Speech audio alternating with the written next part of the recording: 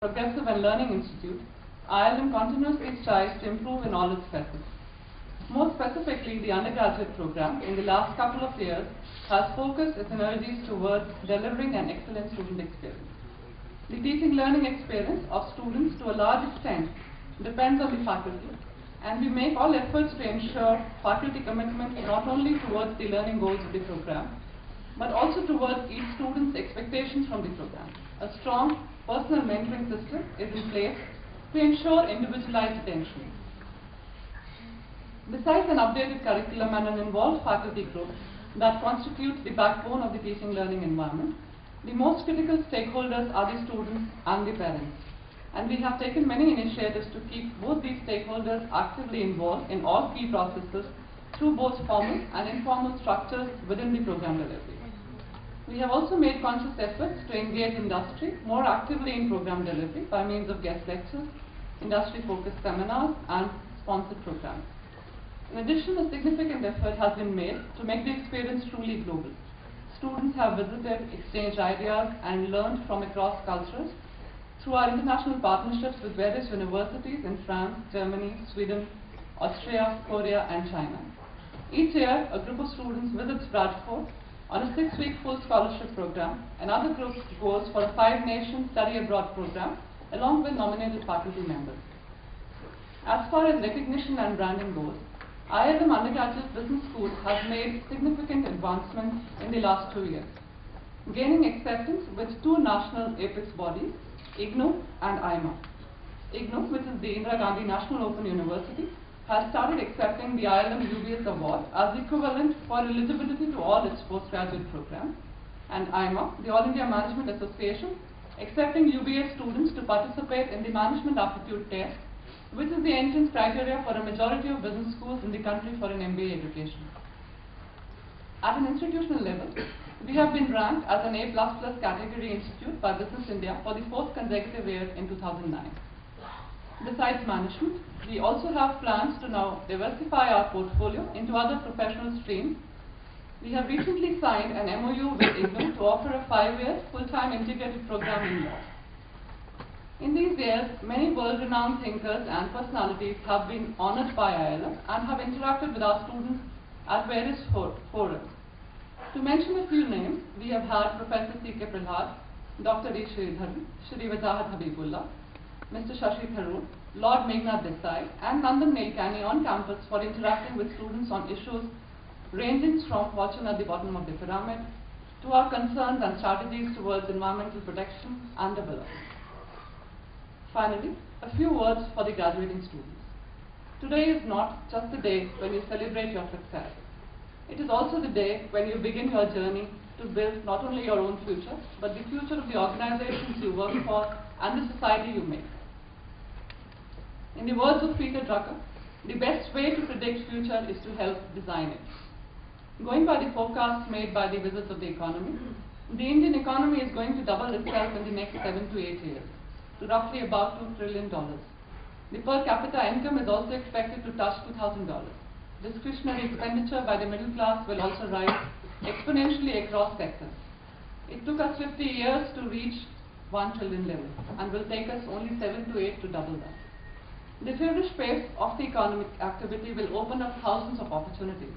For the young India, this is the time to work, progress, and shine. Of course, the opportunities also bring along challenges. It would be important not only to be sensitive to the environment and depleting natural resources, but also to take conscious steps as individuals and organizations to protect them. With these words, I wish the graduates the very best for a glorious future. My address would be incomplete if I failed to mention the contribution of Professor Francis in making the ILM Bradford partnership what it is today.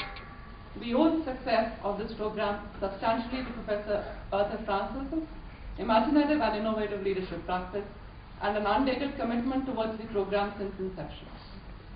He has played a very critical role in nurturing and building this program, bringing the ILM University Bradford program this far.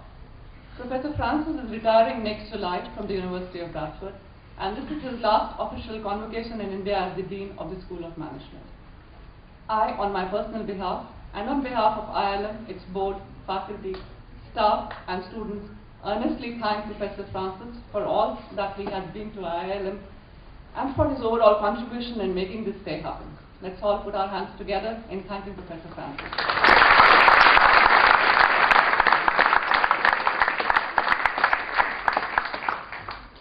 May I now invite Professor Francis to the podium to deliver his graduation address.